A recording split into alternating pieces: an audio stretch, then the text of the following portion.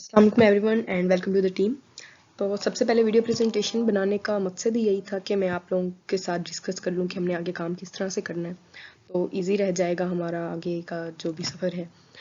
तो मैसेज पे अगर मैं जितना भी समझाती रहूं तो वो मैं उस तरह से डिलीवर नहीं कर सकती जितना मैं शायद वीडियो प्रेजेंटेशन में आप लोगों को डिटेल्ड बता दूंगी। और अभी जब मैं आगे टीम के लॉन्ग टर्म और शॉर्ट टर्म गोल्स डिस्कस करूंगी आप लोगों के साथ, तो जाहिर सी बात है काफ़ी लोग ये सोचेंगे कि मैं कुछ एक्स्ट्रा ही ऑप्टिमिस्टिक हो रही हूँ, क्योंकि अभी तक मैंने जितने लोगों से डिस्कस किया है टीम प्लान्स के बारे में, फ्यूचर गोल्स और शॉर्ट टर्म लॉन्ग टर्म दोनों गोल्स के बारे में जो भी डिस्कशन हुई है, तो तकरीबन हर बंदे ने ही मुझे यही कहा है कि मैं कुछ एक्स्ट्रा ऑप्टिमिस्टिक हूँ और अनरियलिस्टिक बातें कर रही हूँ। तो सबसे पहले तो यही क्लियर करना चाह रही हूँ कि जी मैं वाकई में ऑप्टिमिस्टिक हूँ, एक्स्ट्रा ऑप्टिमिस्टिक हूँ, बट अनरियलिस्टिक नहीं हूँ, रियलिस्टिक हूँ टीम के बारे में। अब आप लोगों को सबको पता है जब फर्स्ट टाइम एरोप्लेन बना था तो किसी ने नहीं सोचा था कि इंसान कभी हवा में उड़ेगा और कुछ ऐसा होगा। बट जिस बंदे ने बनाया, जिन लोगों ने इस पे काम किया, सबसे पहले तो वो ऑप्टिमिस्टिक थे। उन्हें पता था कि हमने ये टारगेट अचीव करना है और हमने ये काम करना है। ऑप्टिमिस्टिक होने के साथ साथ उन्होंने कुछ रियलिस्टिक गोल्स बनाए थे, कुछ रियलिस्टिक टारगेट फिक्स किए थे और उन पे काम करना शुरू कर दिया था। तो इस टीम का मकसद भी यही है कि मैं एक्स्ट्रा ऑप्टिमिस्टिक हूँ टीम के बारे में। जो मेरे फ्यूचर गोल्स और लॉन्ग टर्म गोल्स हैं वो कुछ एक्स्ट्रा ही पॉजिटिव साइड पे आप कह रहे हैं कि रियलिटी से थोड़े आप लोगों को दूर लगेंगे, लेकिन मैं अनरियलिस्टिक नहीं हूँ। जो भी हम काम करेंगे, रियलिस्टिक टारगेट्स और रियलिस्टिक गोल्स होंगे, उन्हें ही हम इंशाल्लाह अचीव करेंगे। बाकी दूसरा ये कि अभी तक जितने भी मैंने टीम मेंबर सेलेक्ट किए हैं तो वो तकरीबन सब एक ही एज ग्रुप से हैं। मैंने कोशिश की है कि हम यूनिवर्सिटी ग्रेजुएट्स और बाकी सबको ना रखें टीम में, क्योंकि फिर काफ़ी इशू हो जाते हैं जब आप लोगों की सोच आपस में नहीं मैच करती, क्योंकि ग्रेजुएट्स और अभी जो फर्स्ट सेकंड सेमेस्टर में है यूनिवर्सिटीज़ में उनकी सोच में काफ़ी ज़्यादा डिफरेंस होता है। तो वो तकरीबन हमारे पास वही हैं जो फर्स्ट सेकंड सेमेस्टर में है यूनिवर्सिटी के, या कोई मैट्रिक से भी हैं और एफएससी से भी हैं।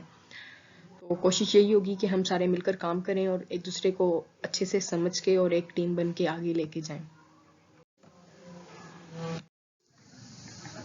तो अब रही बात कि मैंने ये प्लेटफॉर्म क्यों बनाया, इसके पीछे मेन इंस्पिरेशन क्या थी।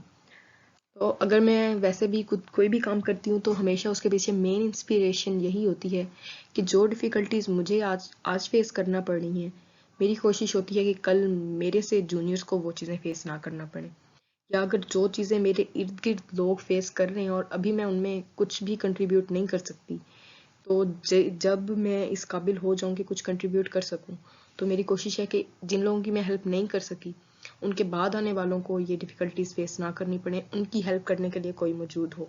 तो इस प्लेटफॉर्म के पीछे भी यही मकसद था कि जो डिफ़िकल्टीज़ मुझे फेस करना पड़ी, जो डिफ़िकल्टीज़ मेरे इर्द गिर्द लोगों को फेस करना पड़ रही हैं, मेरे मुल्क में लोगों को फेस करना पड़ रही हैं, तो वो आने वाले वक्त में किसी को फेस ना करना पड़े।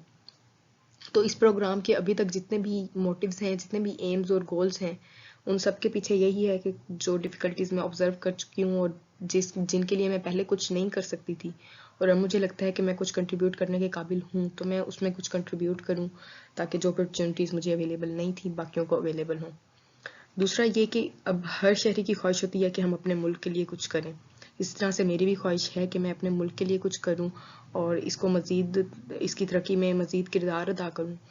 तो अब ख्वाहिश तो हर किसी की होती है, मेरी भी है, लेकिन मेरी ख्वाहिश ये है कि मैं कुछ बड़े लेवल पर करूं, क्योंकि छोटे लेवल पर हमारे मुल्क में काफ़ी कुछ हो रहा है, लेकिन हमें बड़े लेवल पर कोई भी चेंज नज़र नहीं आता। टू सम एक्सटेंट हमें चेंज नज़र आता है, लेकिन बड़े लेवल पर कुछ भी चेंज नज़र नहीं आता। उसके लिए सबसे पहले तो मैंने यही सोचा था कि मैं पॉलिटिक्स ज्वाइन कर लूँगी और पॉलिटिकल स्ट्रगल करके पीएम बन के उसके बाद बड़े लेवल पर चेंज लाना पॉसिबल है। बट अब मुझे लगता है कि मैं अपनी अगर पूरी लाइफ पॉलिटिकल स्ट्रगल में गुजार दूंगी, जिस एज में मेरी मेंटल फैकल्टीज़, मेरी एफिशिएंसी काम करने की इतनी ज़्यादा है कि मैं कुछ कंट्रीब्यूट कर सकती हूँ, उस एज में अगर मैं पॉलिटिकल स्ट्रगल करती रहूँ और अगर एक स्पेसिफिक एज में जाके मैं प्राइम मिनिस्टर बन भी जाऊँ, तो उस टाइम काम करने का कोई भी फ़ायदा नहीं है।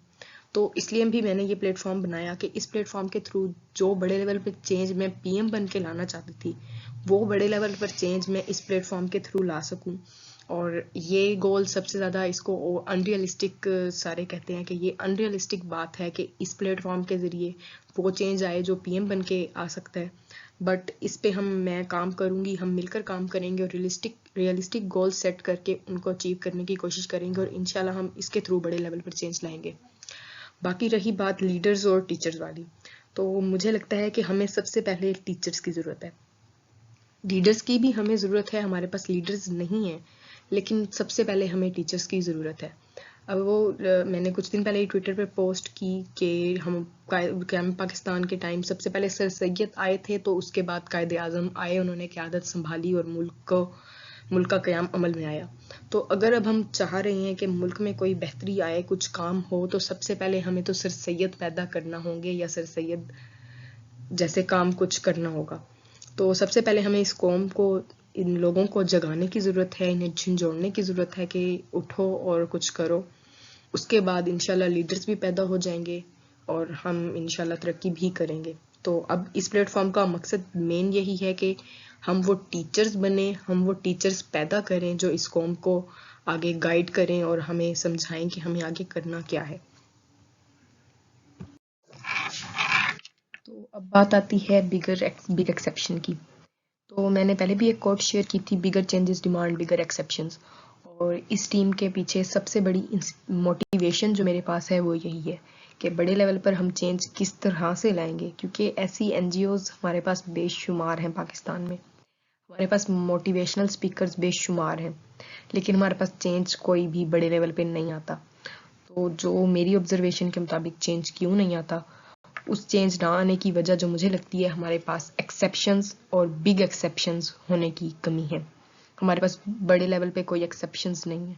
अब आप लोग खुद भी ऑब्जर्व करें, अगर देखें तो जहाँ भी एक्सेप्शन होती है, एक्सेप्शन को हमेशा ही नोट किया जाता है, चाहे वो अच्छी तरह अच्छे वे में हो, चाहे वो बुरे वे में हो, हमेशा एक्सेप्शंस को हमेशा ही देखा जाता है और उन्हें हमेशा प्रमोट किया जाता है, कह लें, या उनसे कुछ ना कुछ पॉसिबल होता है। तो हमारे लिए भी सबसे पहली चीज़ यही है, बिगर एक्सेप्शंस। तो मैं कोशिश करती रहूँगी साथ साथ कि जो चीज़ मुझे मज़ीद लगती है कि मैं इस बिगर एक्सेप्शन के उसमें डाल सकती हूँ, तो वो मैं आगे डालती रहूँ और हम आगे काम करते रहें। अभी के लिए जो मेरे पास इस टीम के लिए जो गोल्स मैंने सेट किए हैं, उसमें जो बिग एक्सेप्शंस के कुछ पॉइंट्स हैं वो मैं आप लोगों के साथ शेयर कर देती हूँ, वो क्या है और उनसे किस तरह से मुझे लगता है चेंज आ सकता है। तो उसमें सबसे पहले मेरे पास है कि ऑनेस्ट इंटेंशंस। अब ऑनेस्ट इंटेंशन से मेरा मतलब क्या है, कोई भी एनजीओ या कुछ भी जब ऐसा सोशल वेलफेयर के लिए बनता है तो जाहिर सी बात है उनकी इंटेंशंस हमेशा ऑनेस्ट ही होती हैं। बट मसला ये है कि वो एनजीओ, वो स्पीकर या जो भी कोई ऐसा काम कर रहा हो, उसमें वो उनके लिए सबसे ज़्यादा मैटर उनकी फेम करती है। उनका जब ये शुरू कर रहे होते हैं काम, तो उसके पीछे उनका फोकस ये भी होता है कि किसी तरह से हमें पजीराई मिले, किसी तरह से हमें फेम मिले या कुछ ऐसा हो।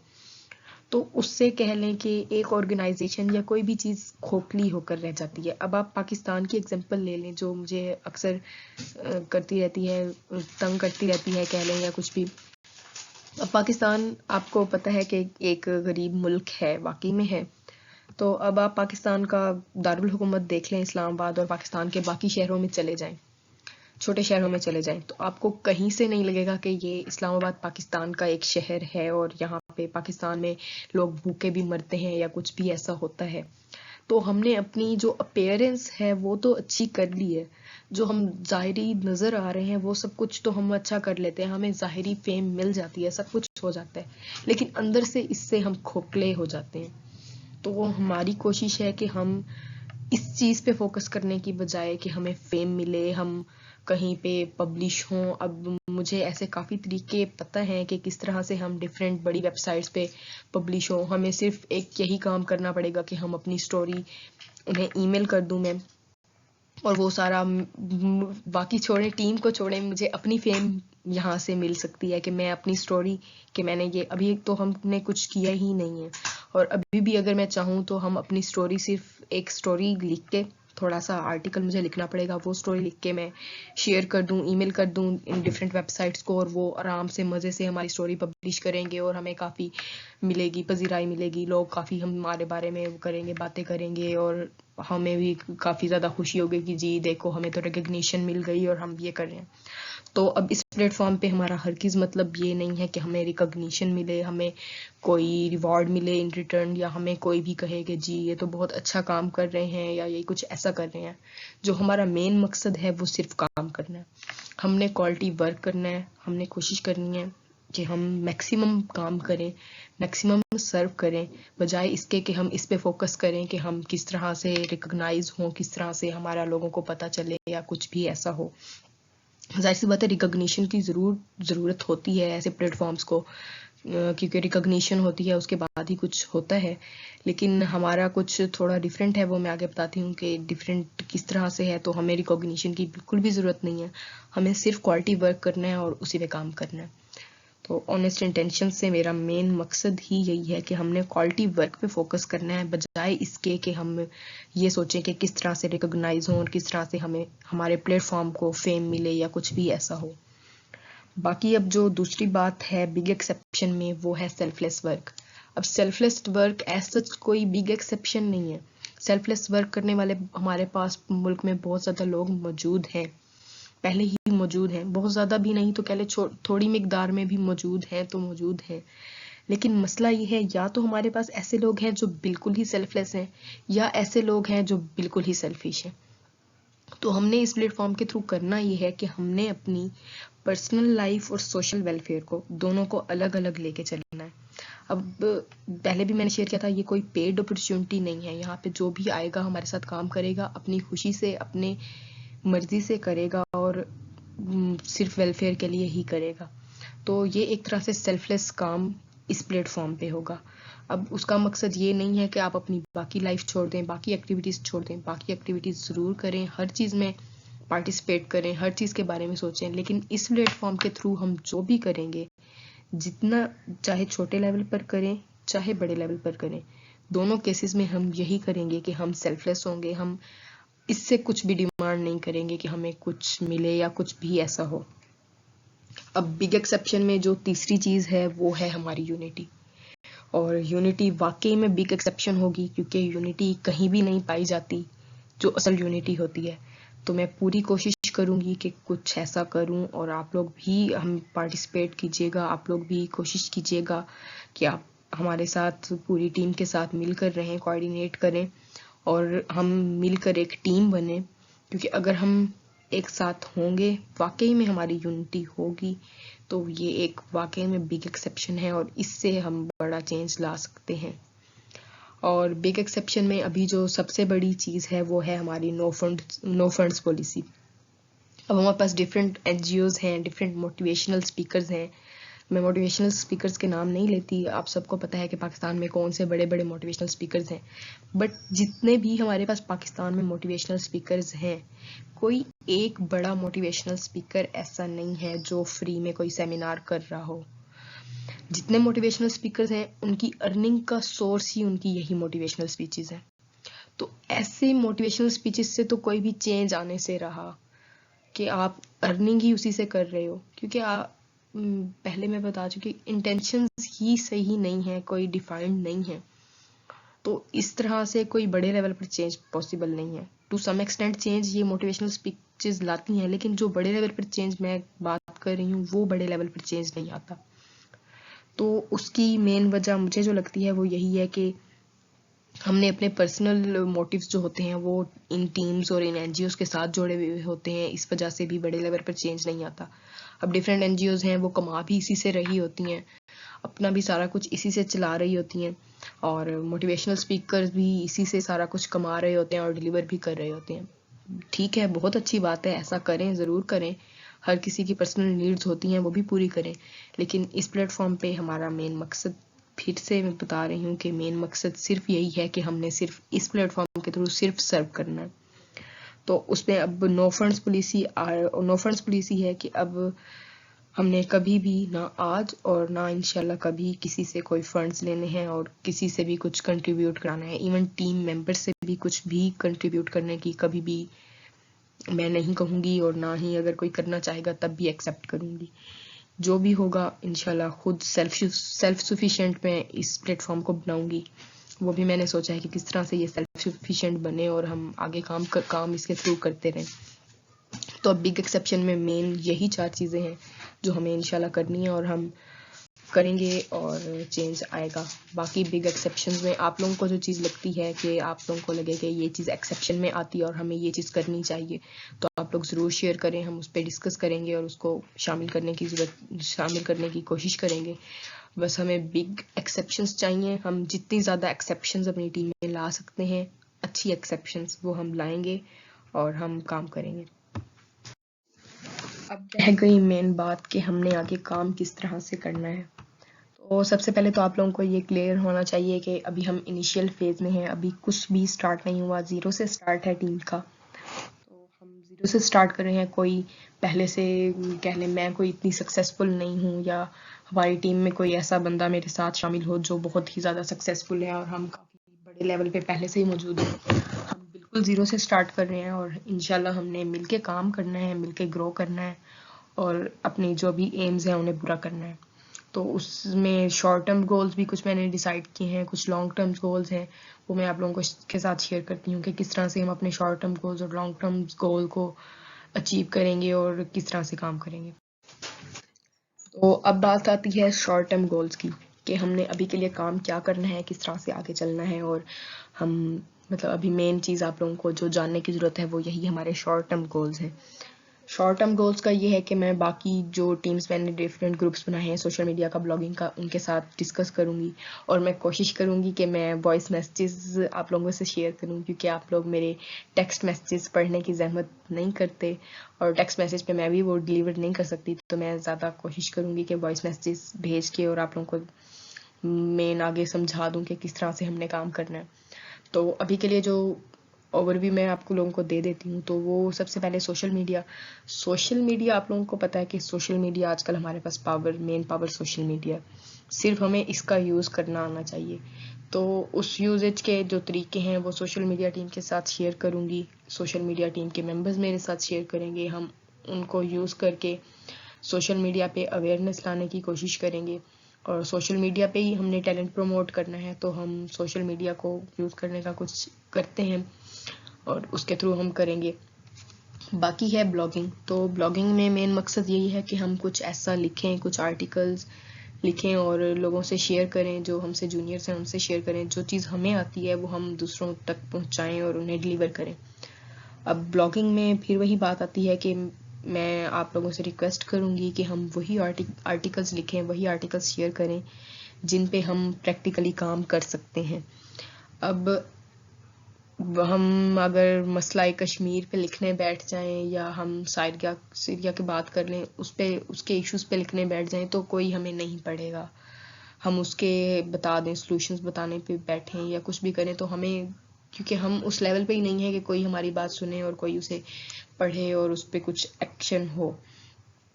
तो उसके लिए कोशिश हमने यही करनी है कि हम वो चीज़ें करें जो हमारे लेवल की हैं, जो हम कर सकते हैं और वो लिखते रहें। ठीक है, हम लिखेंगे, इन इश्यूज़ पे भी लिखेंगे, इन इश्यूज़ पे लिखने का लेकिन मेन मकसद यही होगा कि जो आम आवाम है या जो हमारी एज के स्टूडेंट्स हैं, हमारी एज के बच्चे हैं, उन तक हमारी बात पहुंचे, उन्हें पता हो, अवेयर रहें इन चीज़ों से कि क्या चीज़ कैसे है और उनमें एक एहसास जिंदा रहे कि हाँ जी ये भी लोग हैं और हमें इनके लिए भी आगे कुछ करना है। बट ऐसे आर्टिकल्स अगर हम लिखें कि हम उसमें कोई सॉल्यूशंस बताएं तो वो शायद हमारे लिए पॉसिबल नहीं है। अब तीसरी चीज़ जो आ गई है वो है प्रमोटिंग टैलेंट। वो मेन मकसद प्रमोटिंग टैलेंट का ये है कि हमारे पास पाकिस्तान में टैलेंट की कोई भी कमी नहीं है, बस एक चीज़ है कि रिकग्निशन नहीं है। हमें रिकग्निशन की ही ज़रूरत है। जो टैलेंटेड लोग होते हैं, जिनके पास कोई एक्स्ट्रा टैलेंट होता है, उन्हें सिर्फ रिकग्निशन की ज़रूरत होती है। अब उन्हें एडमायर करने वाले चाहिए होते हैं क्या कुछ भी, लेकिन उन्हें कभी भी कोई प्लेटफॉर्म ऐसा नहीं मिलता। तो हम कोशिश करेंगे ऐसे लोगों को ढूंढें जिनमें कोई यूनिक टैलेंट है, उनका टैलेंट शेयर करें और मज़ीद इसे प्रमोट करते रहें। वो जो भी तरीके होंगे वो मैं आप लोगों से डिस्कस करती रहूँगी कि किस तरह से करना है। बाकी अभी जो बड़े लेवल पर चेंज नहीं है, जो ज़्यादा चेंज आ सकता है हमारे इवेंट से आएगा। शॉर्ट टर्म गोल्स में इवेंट से ही कुछ पॉसिबल है, और वो इवेंट्स मैं कोशिश करती हूँ कि हम कुछ ऐसा करें कि बाकी शहरों में भी इजीली ऑर्गेनाइज किए जा सकें। अभी के लिए ये मैं सिर्फ लिया में स्टार्ट ले रही हूँ कि हम लिया में स्टार्ट लें और कुछ करें, और अभी हम जिस लेवल पे हैं हम उस लेवल पे ही इवेंट ऑर्गेनाइज कर सकते हैं अभी, क्योंकि हम एजुकेशन पे ही काम कर सकते हैं, या हमसे जो जूनियर्स हैं मतलब जिस लेवल पे हम हैं उससे कम वालों की हेल्प कर सकते हैं। इंशाल्लाह जब हम बड़े लेवल पर पहुंचेंगे तो फिर इवेंट्स भी बड़े लेवल के होंगे, तो अभी के लिए इवेंट्स भी छोटे लेवल के होंगे, स्कूल स्टूडेंट्स के लिए होंगे, एजुकेशन पे होंगे। और अब इवेंट्स का, एजुकेशन का मैंने अभी के लिए क्यों सोचा है, उसकी वजह ये थी कि रिसेंटली मैं अपनी कज़न के स्कूल गई थी। कज़न वहाँ पे मेरी पढ़ाती हैं, तो उनका एनुअल फंक्शन था, उसने मुझे हमें इनवाइट किया, तो हम गए हुए थे कज़न्स। तो वहाँ पे अब मैं पहले आपको बताऊं कि यहाँ जो एजुकेशन के हमने पाकिस्तान में शुरू किया हुआ है सिस्टम, वो अब इस तरह से है: गवर्नमेंट स्कूल्स, प्राइवेट स्कूल्स। अब फिर प्राइवेट स्कूल्स की भी दो कैटेगरीज हैं, एक प्राइवेट स्कूल्स जो हैं वो गरीब के बच्चों के लिए हैं, एक प्राइवेट स्कूल्स हैं जो अमीरों के बच्चों के लिए। अब जो अमीर के बच्चे के लिए प्राइवेट स्कूल है वहाँ पे उसे काफ़ी कुछ सीखने को मिलता है, वहाँ पे उन्हें इंग्लिश में बात करना सिखाते हैं, वहाँ पे उन्हें काफ़ी चीज़ें न्यू सिखाते हैं। अब जो बेचारे गरीब के बच्चों के लिए प्राइवेट स्कूल्स हैं उनमें उन्हें कुछ भी नहीं बताया जाता, वो सिंपल जाते हैं, कोई डिसिप्लिन तक नहीं होता, कुछ भी नहीं होता, वो जाते हैं बस पढ़ के वापस आ जाते हैं, यही उनका होता है, वो बुक्स पढ़ के आ जाते हैं। लेकिन जब यही बच्चे इन्हीं प्राइवेट स्कूल्स के, ये गरीब के बच्चे जब बड़े लेवल्स पे जाते हैं, बड़े लेवल्स पे भी फिर भी इन्हें मौका नहीं मिलता किसी अच्छे स्कूल में पढ़ने का, लेकिन फिर भी जब ये किसी कॉलेज, किसी यूनिवर्सिटी में अल्लाह के करम से चले भी जाएं अच्छी जगह पे, तो वहाँ पे जाके इन्हें काफ़ी मसले फेस करने पड़ते हैं। मैं ऐसे काफ़ी लोगों को जानती हूँ जो अपने स्कूल में तो काफ़ी ज़्यादा ब्राइट स्टूडेंट्स थे, लेकिन जैसे ही वो अच्छे किसी कॉलेज में गए, अच्छी यूनिवर्सिटीज़ में गए, तो कह लें कि होपलेस हो गए, क्योंकि उन्हें वहाँ पे जाके काफ़ी मसले फेस करना पड़ते हैं, उन्हें काफ़ी चीज़ें नहीं आती, उन्हें बोलना नहीं आता, उन्हें कुछ भी करना नहीं आता, तो उन्हें वहाँ जाके अब मसले होते हैं, और फिर वो बिल्कुल ही ऐसे लोग होपलेस हो जाते हैं कि जी हम तो कुछ कर नहीं सकते, हमें पहले ये अपॉर्चुनिटी नहीं मिली, हमें कुछ नहीं सिखाया गया, इस वजह से हमें आज ये मसले फेस करना पड़ रहे हैं। आप और मैं खुशकिस्मत हैं कि हमें इंटरनेट फैसिलिटी अवेलेबल है, सबसे बड़ी बात हमारे पास अभी यही है। अब मेरे इलाके के लोगों को आप आके देखें तो उनके पास, अक्सर के पास इंटरनेट नाम की चीज़ नहीं होती, उनके पास मोबाइल नाम की कोई चीज़ नहीं है, उन्हें कुछ भी नहीं पता होता कि उनके इर्द गिर्द दुनिया में हो क्या रहा है, और वो बच्चे कॉलेज और यूनिवर्सिटीज़ में पहुंच जाते हैं, तो फिर जाहिर सी बात है उन्हें वहाँ जाके मसला होता है। तो अभी मेरी कुछ बहुत ही क्लोज फ्रेंड्स कह लें जिन्हें मैं जानती हूँ, तो वो, उन्हें मैं देखकर इतनी ज़्यादा हैरान और मतलब दुख होता है कि वो बिल्कुल ही अपनी लाइफ से हार मान चुके हैं, और वो कहते हैं कि हमारे बस का तो अब आगे कुछ है ही नहीं, हमें तो कुछ पहले ही मौका नहीं मिला, तो हम आगे क्या करेंगे। तो इसलिए इवेंट्स का अभी के लिए मैंने यही सोचा है कि ऐसे प्राइवेट और स्कूल्स और ऐसे गवर्नमेंट स्कूल्स जिधर हम जाके कुछ कर सकते हैं, उन्हें कुछ सिखा सकते हैं, तो हम जाएं, उन्हें कुछ सिखाएं, ताकि उन्हें आगे की लाइफ में ऐसे मसले फेस ना करने पड़े। जो चीज़ें उन्हें सीखने को नहीं मिलती, हम कोशिश करेंगे कि हमें अगर वो आती हैं तो हम उन्हें जाके सिखाएं और बताएं। और अभी मैं वो बात डिस्कस कर रही थी, बता रही थी आपको कि मैं अपनी कज़न के स्कूल गई, वो टीचर है वहाँ पे, वहाँ हम बैठे थे, एनुअल फंक्शन अटेंड कर रहे थे, तो हमारे साथ एक औरत बैठी थी, तो जो उनका बेटा था वो काफ़ी अच्छे स्कूल में पढ़ता था, और जो उनका बेटे का कज़न था, तो वो शायद किसी आम से स्कूल में पढ़ता होगा। अब जिस स्कूल में उनका बेटा पढ़ता है, तो उस स्कूल में बचपन से ही, प्रेप से ही बच्चों को इंग्लिश बोलना सिखाई जाती है, और स्कूल में बात ही इंग्लिश में होती है, अगर आप उर्दू में बात करेंगे तो बहुत ही बुरा समझा जाता है, ताकि मतलब बच्चों को अभी से कुछ आए। तो उस बच्चे से बातें हम कर रहे थे, तो उसकी अम्मी ने बताया कि इससे आप ना इंग्लिश में बात करें, ये आपको जवाब देगा। तो ऐसे मेरी कज़न उससे बातें करने लग गई, तो उसने इंग्लिश में जवाब दिया, फिर उसने, उसके साथ कज़न था, उससे पूछा उसका नाम, तो उसने उर्दू में जवाब दिया। जैसे उस बच्चे ने उर्दू में अपना नाम बताया, तो वो औरत और उनका जो बेटा था वो दोनों उस पर हंसने लग गए कि जी इसे तो इंग्लिश बोलना नहीं आती। और तब मैं उस बच्चे को देख रही थी, और उसे देख के लिटरली मुझे रोना आ गया कि वो अभी 1 क्लास का होगा ज़्यादा से ज़्यादा, वो एक छोटा सा बच्चा, उसे अभी से हमने डिमोटिवेट करने और उसे परेशान करने के इतने तरीके सोचे हुए हैं, और इतना कुछ हमने पहले ही, उसके परेशानी का सबब तो हमने पैदा किया हुआ है, लेकिन उसकी आसानी के सबब तो कहीं भी नहीं है, उसकी आसानी के लिए तो कोई भी काम नहीं कर रहा कि उस बच्चे को भी कोई मोटिवेट करने वाला हो, उसे भी कोई बताने वाला हो कि बेटा अगर तुम उर्दू में बात कर रहे हो तो इसमें कोई परेशान होने की बात नहीं है, ये कोई तुम्हारे लिए रोने की बात नहीं है, परेशान होने की बात नहीं है। तो उसे देखकर मुझे काफ़ी ज़्यादा फील हुआ था कि हम कुछ इन बच्चों के लिए करें जो ऐसे स्कूल्स में नहीं जा सके, और इसकी वजह से अभी से ही उन्हें इतना, बचपन से ही उन्हें इतना टॉर्चर होना पड़ता है कि उन पे लोग हंस रहे हैं और उनका मजाक उड़ा रहे हैं। तो हम कुछ करें और उनको कुछ इस काबिल बना सकें। अब दूसरा शॉर्ट टर्म गोल्स में जो है वो है सेटिस्फाइड टीम। मुझे पता है कि आप सब लोग यूनिवर्सिटीज़ का किसी का स्टार्ट है, कोई अभी कॉलेजेस में है, कोई कुछ कर रहा है, तो सबके इश्यूज हैं, सबको किसी ना किसी चीज़ की टेंशन है। तो मेरी हमेशा कोशिश रहेगी कि जिस फील्ड से भी हमारे टीम मेंबर्स हैं, मैं उस हर फील्ड के बारे में नॉलेज रखूं, उसकी बारे में करियर अपॉर्चुनिटीज़ या जो जो भी मुझे पता चलता है मैं आप लोगों से शेयर करती रहूं, ताकि पहले हमारी टीम सेटिस्फाइड हो, हमारी टीम को कोई इशू ना हो, फिर ही हम कुछ सर्व कर सकेंगे। तो उससे रिलेटेड जितनी भी अपॉर्चुनिटीज़ मुझे पता चलेंगी वो मैं आप लोगों से शेयर करती रहूँगी, और आप लोग भी शेयर करते रहिएगा बाकियों के साथ, ताकि हम एक सेटिस्फाइड टीम बने। किसी को भी कोई इश्यू हो जिसके रिकॉर्डिंग हम हेल्प कर सकते हैं तो वो टीम मेंबर्स बिला झिझक हमसे शेयर करें, और हम एक टीम है और हम टीम मिलकर उनकी भी हेल्प करेंगे और कुछ करेंगे। तो सबसे पहले हमारा भी जो मेन मकसद होना चाहिए वो टीम हेल्प भी होना चाहिए।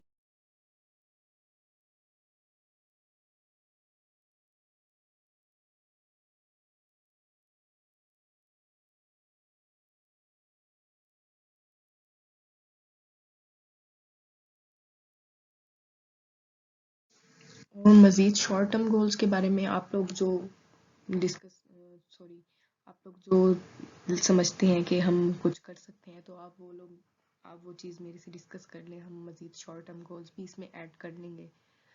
क्योंकि अब हम टीम है और सिर्फ मैंने काम नहीं करना, आप लोगों ने भी मिलकर काम करना है और टीम को टाइम देना है ताकि हम इसे आगे लेके जाएं। अब लॉन्ग टर्म गोल्स में क्या है, लॉन्ग टर्म गोल्स में तो सबसे पहले मुझे काम करना है नो फंड्स पॉलिसी पे। क्योंकि हमने जितने भी इवेंट्स करने हैं या कुछ भी करना है तो उनमें हमें जाहिर सी बात है फंड्स तो चाहिए होते हैं, और हमने फंड्स किसी से नहीं लेने, तो उसके लिए हमें कुछ करना है कि हम इस प्लेटफॉर्म को सेल्फ सफिशिएंट बनाएं। उसके लिए जो अभी मेरे पास आइडिया है वो यही है कि किसी तरह से कोई, अभी मैं कोशिश करूँगी कि इसके बारे में मज़ीद सीखूँ और जानूँ कि बिज़नेस क्या होता है और किस तरह से होता है। तो अभी मेरे माइंड में जो आइडिया है वो यही है कि मैं कुछ ऐसा करूँ, कोई ऐसा बिज़नेस में इन्वेस्ट करूँ कि जिसके थ्रू जो भी हमें प्रॉफिट आ रहा हो वो टीम के फंड्स में जाए और हम सेल्फ सफिशिएंट हो जाएं, और वो हम काम करते रहें। बाकी है लॉन्ग टर्म गोल्स में एजुकेशनल इवेंट्स हमने ऑल ओवर द पाकिस्तान करने हैं, और लॉन्ग टर्म गोल्स में ये भी है कि 1 साल या 2 साल तक ऑर्गेनाइजेशन का हमने बाकायदा ऑफिस बनाना है। उस ऑफिस के मैंने भी अभी अभी काफ़ी कुछ सोचा है कि किस तरह से करना है, लेकिन वो लॉन्ग टर्म गोल्स में है, वो हम देखते रहेंगे। लेकिन तब तक जो सबसे ज़्यादा ज़रूरी चीज़ है वो ये है कि हम एक टीम बन जाएं, और टीम होगी तो ही आगे लॉन्ग टर्म गोल्स भी सक्सेसफुल होंगे, वरना हम शॉर्ट टर्म गोल्स पे ही रहेंगे। तो उसके लिए मेरी आप लोगों से ही रिक्वेस्ट है कि आप लोग पार्टिसिपेट करें, साथ दें और इस टीम को आगे लेके चलें। अब बाकी रह गई बात कि आप लोग टाइम किस तरह से दें। आप लोग टाइम नहीं देते, क्योंकि मैंने कभी भी किसी को ज़बरदस्ती नहीं बोला कि जी आपने ये काम इस डेडलाइन तक करना है। हर किसी ने अपनी ईज़ के मुताबिक करना है, हर किसी ने अपनी आसानी देखनी है, जाहिर सी बात है। लेकिन मेरी ख्वाहिश है सबसे पहले तो आप लोग अपनी प्रायोरिटीज़ डिफाइन कर लें कि आपकी प्रायोरिटी क्या है, ये टीम आपकी प्रायोरिटी में है भी या नहीं है। अगर तो आप इस टीम को अपनी प्रायोरिटी में रख सकते हैं तो मैं कहूँगी कि आप इस टीम का हिस्सा रहें, और अगर आप इस टीम को अपनी प्रायोरिटी में नहीं रख सकते तो मैं आपसे रिक्वेस्ट करूँगी कि आप टीम खुद ही छोड़ दें, ताकि फिर हमें इशू ना हो काम करने में साथ। क्योंकि मेंबर्स मुझे अभी वही चाहिए कि जो इस टीम को अपनी प्रायोरिटी रख सकें और हमारे साथ मिलकर आगे काम कर सकें। तो सबसे पहले तो अगर आप इस टीम को अपनी प्रायोरिटी में रखते हैं तो जाहिर सी बात है आप दिन में 10-15 मिनट तो निकाल ही लेंगे टीम के लिए और कुछ ना कुछ कंट्रीब्यूट करेंगे। 10-15 मिनट नहीं तो हमारे पास दिन में टाइम काफ़ी होता है, बस प्रायोरिटीज़ की बात होती है कि हमारी प्रायोरिटी क्या चीज़ है। तो अगर ये टीम आपकी प्रायोरिटी में होगी तो आप लोग इसे टाइम देंगे, आप इसे अपना इनिशिएटिव समझेंगे और इसको आगे लेके चलेंगे। तो उसके लिए आप लोग कोशिश करें, टीम को अपनी प्रायोरिटी में ले आएं और मिल के काम करें, ताकि हम इसे लॉन्ग टर्म गोल्स अचीव करें और हमारे शॉर्ट टर्म गोल्स भी सक्सेसफुल हों। अब मज़ीद ये कि कुछ चीज़ें हैं जो डिस्कस करना ज़रूरी है या फिर डिस्कस करनी चाहिए। उनमें सबसे पहले तो वो कल मैंने एक एक्टिविटी शेयर की थी, फन एक्टिविटी मैंने बोला था, फाउंडर अपडेट वाली। तो मैं वो पहले क्लियर कर दूँ कि वो मैंने क्यों बोला था। अब मैं पहले भी डिफरेंट ऑर्गेनाइजेशंस का पार्ट नहीं, ज़्यादा नहीं तो कुछ का एक दो का रही हूँ, या बाकियों को मैं काम करते अक्सर देखती रहती हूँ। काफ़ी एनजीओज़ को मैंने फॉलो किया हुआ है, मैं उन्हें देखती रहती हूँ कि वो किस तरह से काम कर रहे हैं, ताकि उनसे हम कुछ सीखें और अपने आप में भी इम्प्रूवमेंट लाएं, और अगर कुछ कंट्रीब्यूट कर सकते हैं तो वो भी हम कंट्रीब्यूट करते रहें। तो उनमें मैंने जितने भी एनजीओज़ या किसी चीज़ में भी कुछ भी ऑब्जर्व किया है, तो वो एज अ टीम काम नहीं कर रहे होते, उनमें डिस्क्रिमिनेशन होती है। मतलब फाउंडर, वाइस चांसलर पता नहीं क्या क्या उन्होंने नाम बनाए हुए होते हैं। तो मुझे लगता है कि इस तरह से कोई भी टीम कामयाब नहीं होती कि अगर हम में डिस्क्रिमिनेशन हो। डिस्क्रिमिनेशन एक हद तक बहुत ज़रूरी है, होनी चाहिए, लेकिन जो मतलब हमारा प्लेटफॉर्म है वो कुछ डिफरेंट प्लेटफॉर्म है, तो उस पर मैं चाहती हूँ कि कोई डिस्क्रिमिनेशन ना रहे। और बाकी जो फाउंडर की अपडेट मैंने फेसबुक पे अपडेट की बात की थी, वो एक फ़न एक्टिविटी ही थी, बट मेरे लिए वो बिग एक्सेप्शन टाइप थी, कि वो हमारी एक बिग एक्सेप्शन का ही पार्ट है कि हमें कभी भी ये नहीं कहना पड़ेगा कि जी इस टीम की फाउंडर मैं हूँ या इस टीम का फाउंडर कोई और है। हम सब इस टीम के फाउंडर्स होंगे, क्योंकि जो मैंने खुद भी नोट किया है उसमें ये बात है कि हम सबकी ख्वाहिश होती है कि कोई काम अगर हम करें तो हम उसका इनिशिएटिव जो हमने शुरू किया हो वो हमने किया हो। जो बड़े लेवल पर लोग काम करना चाहते हैं उनका हमेशा से यही होता है कि जो काम अगर मैंने शुरू किया तो वो मैं करूं। तो इस वजह से फिर वो डिवाइड ऐसे लोग हो जाते हैं और इकट्ठे मिलकर काम नहीं कर सकते। मेरी भी हमेशा यही थी कि अगर मैं कुछ कर रही हूँ तो उसमें मेन रोल मैं ही प्ले करूँ। तो अब हर बंदे की ही यही ख्वाहिश होती है कि मेन रोल हम प्ले करें। तो इसलिए मेन रोल प्ले करने वाला मैंने सिस्टम ही ख़त्म करने की सोची है कि मेन रोल कोई एक बंदा प्ले करेगा, हम सब ऑर्गेनाइजेशन में मिलकर मेन रोल प्ले करेंगे। कोई डिस्क्रिमिनेशन नहीं होगी कि जी ये टीम किसकी है या ये टीम क्या है। ये टीम हम सबकी है, ये इनिशिएटिव हम सबका है। जहाँ भी आप लोगों ने इंट्रोड्यूस कराने हैं तो आप लोगों ने किसी और को इंट्रोड्यूस नहीं कराना कि ये टीम उसकी है, आपने ये इंट्रोड्यूस कराना है कि ये टीम मेरी है, ये इनिशिएटिव मेरा है, ये मैंने शुरू किया है। तो उसके लिए मैंने कोशिश की थी कि कल हम ये एक्टिविटी करें और सब अपनी ये अपडेट करें, और कुछ फन एक्टिविटी भी हो और कुछ अच्छा भी हो सके। तो वो मैं आप लोगों से अभी भी कहूँगी कि आप लोगों को अगर सही लगता है तो आप लोग वो अपडेट करें और फिर उसके बाद स्क्रीनशॉट्स शेयर करें, और फिर आगे का मैं कुछ बताती हूँ। बाकी जो सबसे मेन बात मैंने डिस्कस करनी है, आप लोगों से रिक्वेस्ट करनी है, वो है डायरेक्ट मैसेज की। डायरेक्ट मैसेज का मेरा मतलब ये है कि अगर आपको टीम के बारे में कोई भी इनसिक्योरिटीज़ हैं, कुछ भी है, क्योंकि काफ़ी इनसिक्योरिटीज ऐसे कामों में काफ़ी इनसिक्योरिटीज़ होती हैं, काफ़ी शक कह लें या काफ़ी बातें होती हैं जो हमारे माइंड में चलती हैं। तो वो जाहिर सी बात है चलनी चाहिए, ज़रूर चलें। मैं आप लोगों से कहूँगी बार बार आप क्वेश्चन करें, लेकिन डायरेक्ट मेरे से करें। अगर आपको कुछ भी टीम में गलत लग रहा है, कुछ भी ऐसा आपको फील हो रहा है कि कुछ इसमें गड़बड़ है या कोई भी आपको इनसिक्योरिटी फील हो रही है, तो आप डायरेक्ट मेरे से शेयर करें, बजाय इसके कि वो आप टीम मेंबर से शेयर करें कि जी मुझे वर्दा का ये एक्शन सही नहीं लगा था, इसमें मुझे लगता है कि इसने कुछ ये इस तरह का सोचा है। तो आप वो चीज़ डायरेक्ट मेरे से पूछें, मेरे से क्वेश्चन करें कि मैंने कोई भी काम अगर किया है या कुछ भी कर रही हूँ टीम के बारे में तो मैंने क्यों किया है। इससे ये होगा कि हम इकट्ठे रहेंगे और कोई मसला नहीं होगा। पहले भी काफ़ी इश्यूज हो चुके हैं इस बात पे, इस वजह से मैं आप लोगों को कह रही थी कि कोई भी बात हो, कोई भी मसला हो, तो वो आप डायरेक्ट मेरे से पूछें कि मैंने क्यों किया है और किस तरह से आगे करना है। अब इन इनसिक्योरिटीज़ में कुछ इनसिक्योरिटीज़ जो अगर मैं कोई टीम ज्वाइन करती हूँ मुझे भी फील होती हैं, वो मैं आप लोगों से पहले ही शेयर कर देती हूँ, बता देती हूँ। सबसे पहले इनसिक्योरिटी तो थी कि मैं ये काम अपनी फेम के लिए कर रही हूँ। वो चीज़ भी मैंने कोशिश की है कि किसी हद तक ख़त्म कर दूँ कि आप लोगों को ऐसा फील ना हो। तो वो मुझे उम्मीद है कि अब किसी को ये इनसिक्योरिटी नहीं रहेगी कि मैं कुछ अपनी फेम के लिए कर रही हूँ। हमने जो भी करना है लोगों के लिए करना है, सिर्फ सर्व करना है। और दूसरी इनसिक्योरिटी ये कि इससे मैं कुछ अपने लिए अर्न करने की कोशिश कर रही हूँ या ऐसा कुछ कर रही हूँ, क्योंकि अब जब हमने ब्लॉग्स लिखने हैं तो जिन जिन लोगों को इन चीज़ों का पता है तो उनके माइंड में इनसिक्योरिटीज आती हैं। अब जिन्हें नहीं पता तो उनके माइंड में तो जाहिर सी बात है कोई इनसिक्योरिटी नहीं आएगी। और अगर नहीं, जिन लोगों को नहीं पता उन्हें मैं बता देती हूँ कि जो हम ब्लॉग्स लिखेंगे उसमें ये होता है कि आप गूगल एडसेंस सब्सक्राइब करते हैं, इन्फो लिंक्स और ऐसी काफ़ी चीज़ें हैं जो आप सब्सक्राइब करते हैं, साइन अप करते हैं, उसके बाद मतलब आपके आर्टिकल्स का वो अगर एड्स आपके अप्रूव हो जाते हैं तो उसके बाद वो आपको पे करते हैं। एक पहले भी इस तरह की टीम थी जिनका मुझे लगा था कि वो इस तरह से कर रहे हैं। उन्होंने आर्टिकल्स फिर सिर्फ लोगों के लिए ही इसलिए थे, लोगों का टैलेंट प्रमोट ही इसलिए कर रहे थे कि वो किसी तरह से अपना एडसेंस अप्रूव करा लें और फिर खुद की अर्निंग शुरू कर दें। उसके बाद उन्हें टैलेंट से कोई सरोकार नहीं था कि टैलेंट है भी नहीं भी जाए भाड़ में, जो भी था।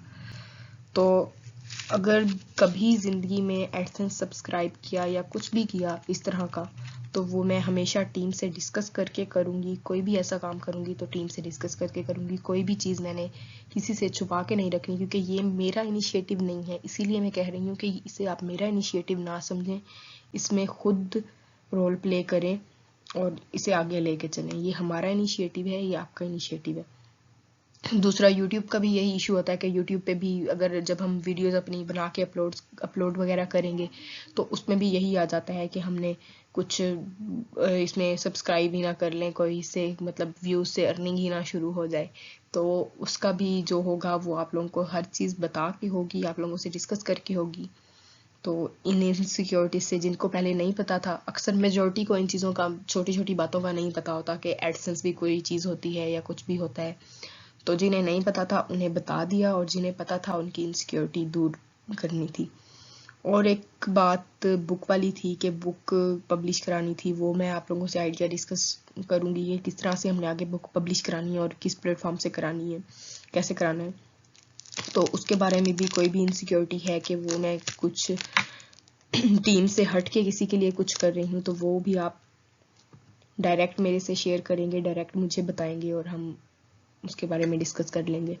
बस आपकी जितनी इनसिक्योरिटीज़ हों वो आप डायरेक्ट मेरे तक लाएं, डायरेक्ट हम मुझसे शेयर करें और हम टीम से शेयर करें, पूरी टीम में, ग्रुप में आप शेयर कर दें कि ये बात है, मुझे ये लग रहा है, तो हम वो क्लियर करने की कोशिश करेंगे और आगे मिलके काम करेंगे। तो अभी के लिए मेरे ख्याल में काफ़ी लंबी वीडियो हो गई है, आप लोगों को भी काफ़ी आपका थैंक यू जिसने पूरी वीडियो देखी है। और बाकी कोई क्वेश्चंस हो तो आप मुझसे बाकी मज़ीद पूछ लें, और इंशाल्लाह अब हम शुरू करते हैं। आप लोगों के ख़ास तौर पे आप लोगों के पास जो भी आइडियाज़ हों, जो भी हो, वो आप मेरे से शेयर करें ताकि हम आगे काम करें। Thank you so much.